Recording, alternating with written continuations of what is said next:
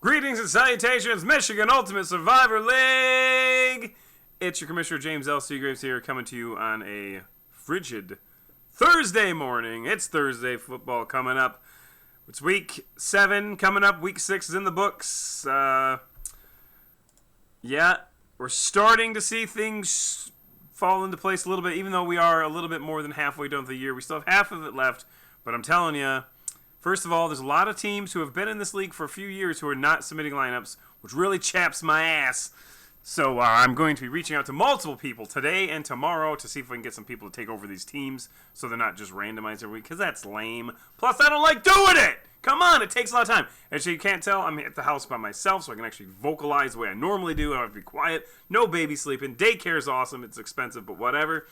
So let's get going. We're going to go through the top 20 and the bottom 10. No surprise, Bombers, who's been abandoned basically by their owner.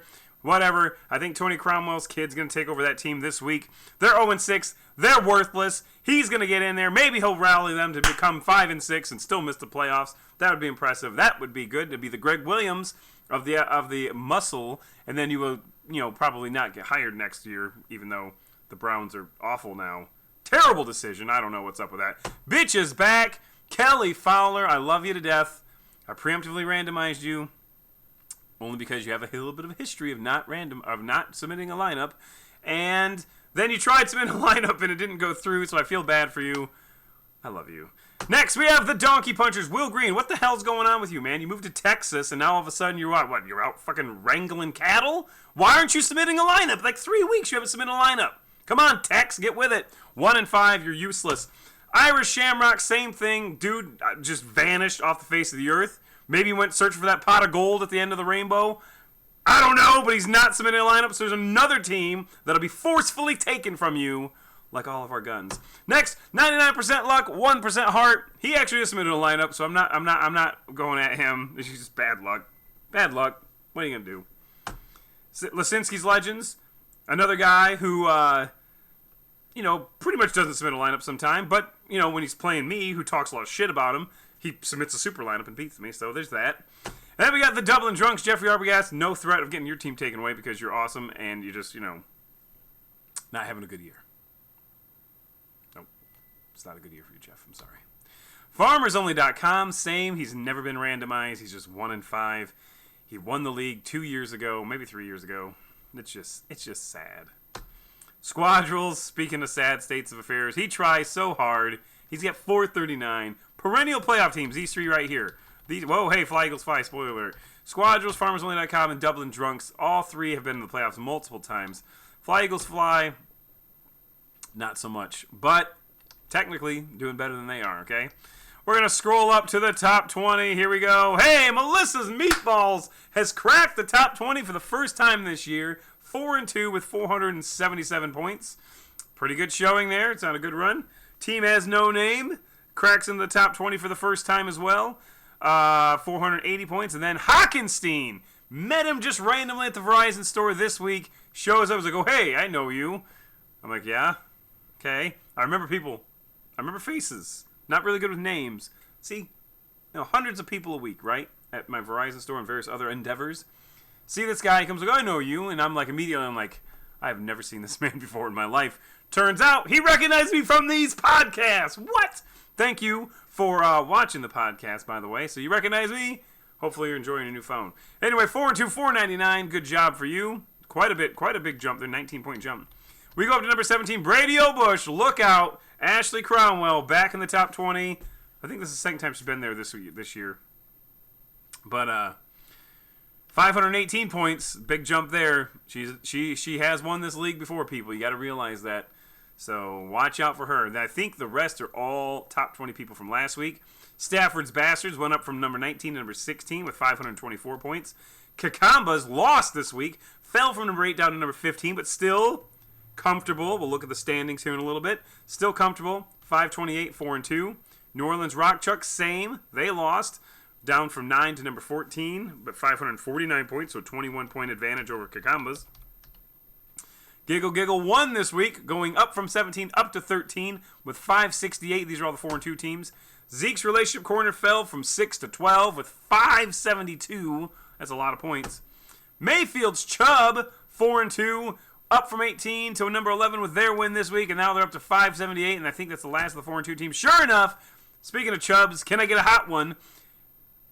14-10, winning 483, so there's a huge drop in points if you look right here to here.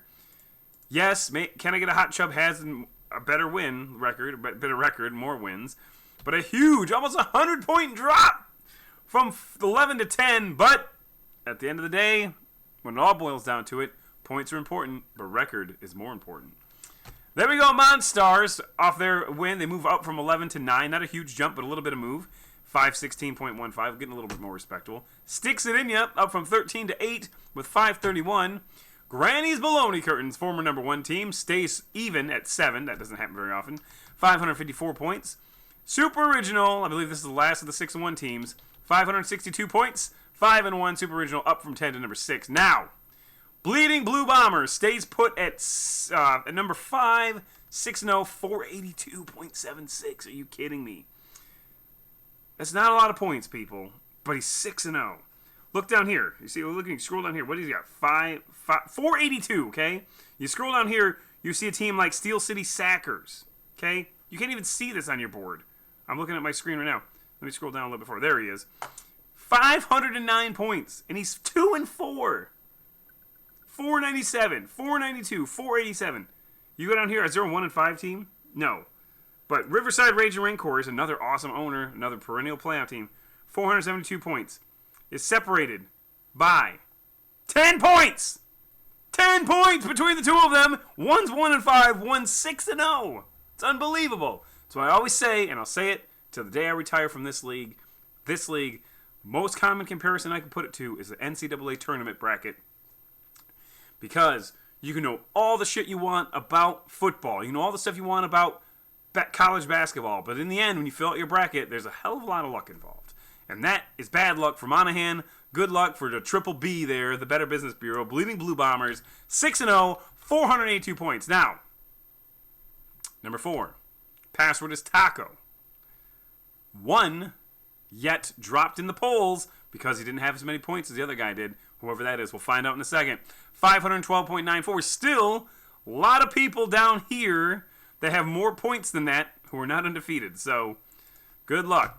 Number 3, Honolulu Blue Balls. Oh, God, spoiler alert. I scrolled up too far. Honolulu Blue Balls, 522. Still outscored by a lot of teams. 6-0. That's Weinberg's team. Tenacious D, Josh Crampton, 6-0, 546. And the number 1 team in the nation is... Could it be, for the first time this year, a team won in the number 1 spot? Play with Mike Ditka. Sure enough, let me tell you about pure domination. This is impressive, folks. Not only is he 6-0, but he's also the only team in the nation with 600-plus points. This is just complete domination, people. Yeah, I don't think anyone can stop him. Now, the only question is, you look back, you look through the reports. I won't do this publicly, but you can look back and you can see who has Tony Cromwell started to have this just absolute ass-kicking performance so far this year. Has he started all the good players? He might have. If that's the case, he's not going to be able to start the second half of the year, so you don't have to be too scared. Now, if you look back and you have a bunch of Austin Ecklers and various skill levels who just are in the right spot at the right time when he puts them in, then we have something to worry about. But if not, who knows, right? So, speaking of that, we haven't visited our reports section for a minute.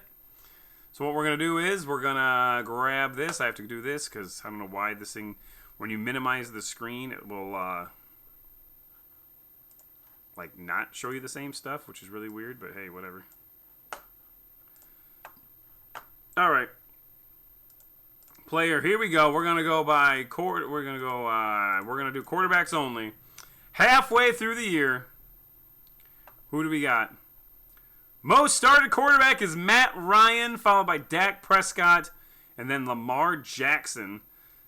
So I think I've started Matt Ryan. I would never start Dak Prescott. I don't care. I have standards. He's a bum. The team's garbage. I'm sorry. Deshaun Watson with only 27 starts. He's having a killer year. MVP potential. Patrick Mahomes. He's just getting his ass kicked lately. 28 starts. You go down here to the bottom. Mariota Fitzpatrick. Someone started Fitzpatrick. What the hell is wrong with you people? Chase Daniel. I thought his name was Daniel Chase because I know a Daniel Chase. It's about as effective as that quarterback is. But, yeah, that's not good. But, hey, you know what? Maybe you started, maybe you won. I hope you did for your sake. Let's check out the running backs. I'm sure Austin Eckler's still way up at the top. But, yeah, 61. Holy crap. I don't even know how many teams there are. I think there's 72 teams, right? So almost everybody started him, as they rightfully should, because his day in the sun is probably coming up to an end. The next closest is Dalvin Cook, who, he's had a pretty good year so far, no doubt. And then Mark Ingram, it looks like, with 39 points, or 39 starts. Aaron Jones, or no, is that David Johnson? That's David Johnson, 35 starts. Derrick Henry, 37. He's not great either. I don't know what. I'm gonna have to start him at some point, probably. We're gonna go wide receivers. We'll look and see. Oh, Amari Cooper is not the number one started one, but he's at the top. Keenan Allen. A lot of people like starting Chargers players, apparently. Probably because they're all injury prone and they all die. Actually, Tyler Boyd and Julio Jones are 1 and 2 on that one. Tight ends, no one really cares, but I'm going to guess it's Zach Ertz. Not even close. Austin Hooper. Whatever. Kickers, nobody cares. Defense, let's look. Defense. My son apparently is not good at drop-off for the daycare. That's cool. The Chargers. Everybody starts the Chargers. What is up with this? But nobody started Phillip Rivers, I don't think, hardly. 62 teams have started the Chargers. 54 with the Patriots. Then there's a huge drop down to 34 with the Ravens. Well, 51, I guess, for the Cowboys. One player has started the Colts so far. But did you know that you can do this? You can go to reports. It's a little learn some. Reports franchise scoring history. Now, if you want to really do your research, you can check out to see who the hell people started. So, sorry, Tony. I'm going to look it up just to see. Why not? Where are you at, number one? Play with Mike Ditka. Let's see who he started. Okay, this shows all the quarterbacks. Tom Brady. Okay, yeah. That's a big one. Kyler Murray, he's a bum. Cam Newton, he's a bum. Matt Ryan, you saw he's the number one started quarterback there is. Russell Wilson and Jameis Winston. So he started Tom Brady. Matt Ryan's a good start. Russell Wilson, he's having a great year too, actually. So 3 of the 6, I would say, are what I would say worthy starts. / maybe, Matt, I would say they're all elite quarterbacks for fantasy standards anyway. Running backs, we've got Chubb, Ezekiel Elliott, Mark Ingram, Aaron Jones, Christian McCaffrey. Yeah, he started a lot of good running backs, started a lot of good wide receivers. So this guy, 621 points. It's impressive, Tony, but guess what? You're only halfway there. Your running backs especially, you've started a lot of good ones. So if you want to do that, you can check it out. You just go to Reports Franchise Scoring History, and it shows you everyone they've started this year. So if you want to say, let's see Irish Shamrocks. They've been randomized like almost every week. Let's look who they've started. Jacoby Brissett, yeah, that was a randomization. Andy Dalton, probably the same. He's actually gotten lucky on the randomizer, it looks like. But, he's one of like 3 people started Phillip Rivers, apparently. You go down to the wide receivers, people you never even heard of, probably. But, yeah, Michael Gallup. Although he's having a good year, actually. He's kind of a bum. But anyway, so that's that. Let's check out the standings, and then we will wrap it up. Well, no, we got the standings plus the look ahead at next week, yes. All right, so here we go. Lebowski Conference. This is where we're going to dive a little deeper here, okay? Because we're getting there. Every week I'll dive a little deeper until we get ultimate penetration of the deepness. Password is Taco and Bleeding Blue Bombers separated by 30 points. Almost exactly 30 points. So the question is, when do they play each other? Now check this out. You can click his name, then you click on schedule, and it'll show you exactly who he's played. In case you're new to this, they play each other next week. Not this week, but next week. So you're looking at a potential monumental showdown in week 8 between those two. So we'll go back. 6-0, 6-0. Bleeding Blue Bombers and Password is Taco. If they both win this week, it'll be the game of the year next week. The Rock, Chucks, and Brady O'Bush, as well as Melissa's Meatball, still fighting for it. Because the good news is here, these 2 teams right here, they do have to play each other still. So one of them will lose, no doubt. These three teams here, Brady O'Bush, Melissa's Meatballs, New Orleans Rock Chuck, still very much in contention. Toon Squad and Built 4D Tough is still alive. I would say your mother likes my defense and down, though. You start submitting super lineups because you're going to need them. You're going to need those points. You're going to need those points because if you're new, don't forget, playoffs. Conference winners, then the next so many spots are based on record. Then there's a few spots that are based strictly on points regardless of record. So get the points. Submit the lineups. Get the points. If you're 1-5 right now, do not give up on this league because you can still get on the points. And as long as you're not randomized more than twice, you can still get in on the random drawing too, which is pretty awesome. We'll explain that later. But don't give up. Don't ever give up. That's what old Jimmy V used to say, right? Anyway, play with Mike Ditka and Honolulu Blue Balls, both 6-0. One team 4-2 here, Hernandez Hitman. Several 3-3 teams, all still alive, including myself. 2-4s and below at this point, it's going to be hard. 1-5s, I mean, again, just submit lineups. That's all you got to do. Let's look at play with Mike Ditka versus Honolulu Blue Balls. Maybe they're playing this week. We'll see. They are not. Lisinski's Legends. You're probably not watching this podcast, but if you are, submit a fucking lineup, please. I don't like to use the F word in these things, but it's like, come on, you're playing the number one team in the nation. You got to stop him. Please, for all of us, if you don't. Okay? No one likes to get no one. The randomizer's there to prevent people from getting automatic wins, but honestly, it's got like a 15% chance of winning usually. Going back to the Ron Burgundy Conference, we got a 5-1. We've got 4-4-2. So this is really up for grabs. 3 3-3s, 3 2-4s. Then you got the Bombers just taking a big old dump on the league. This one, because there's no undefeated teams. I mean, I'm gonna say, and there's no 1-5 teams. This one still anybody's game except the Bombers. Because even if young Cromwell gets in there and goes 5-6, he's still not gonna win. So, but he can get in on points. It's doubtful, but he can get in on points. Yeah. So this is good. This is real good. Can I get a hot chub? What 5-1, several 4-2 teams? I'm sure there are. Almost mathematically has to be a very important game this week. We'll look at the schedule here in a second. We get down to the Spicoli Conference. Yeah, man, the Spicoli Conference.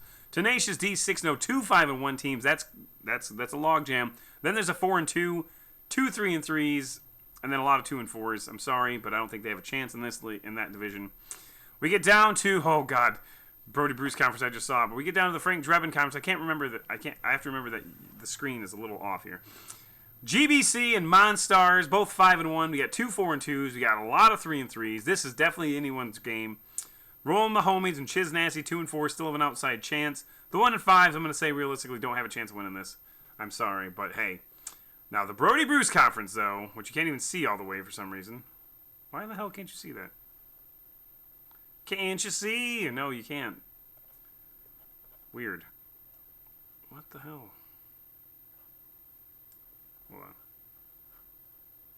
Hold on.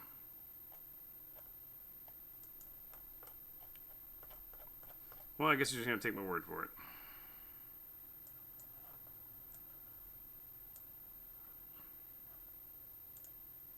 Anyway. Damn it. I don't like when things go wrong. I don't know why you can't see this, but apparently you can't. That's cool. Well, Brody Bruce Conference, I can't scroll down any further. What the hell? Nope. Whatever. Just have to take my word for it, I guess. Not sure why that's that way. Breakdown graphic. Anyway. Better Bring Your A Game, 4-2. Kakama's 4-2. Hockenstein 4-2. Mayfield's Chubb 4-2. And Stafford's Bastard 4-2. That is 5 4-2 teams at the top of this division. Okay? Anybody's game. But, as Ron Popeil would say, that's not all. You also have Aria's Blade. Aria's Blade. I don't know why I said Aria's Blade. FL Farging Ice Holes off their difficult loss this week. Whispering Eyes are 3-3. Just technically one game out. And then the Black Hell. Boston George and Brady's Balls are 2-4. And even DeWians, the all-time disappointment. There are so many teams that are 1-5 that are good owners and great historic franchises just not having a good year. I'm going to say it. DeWians, not out of the competition yet. They're 1-5, but there's no 5-1 teams, no 6-0 teams.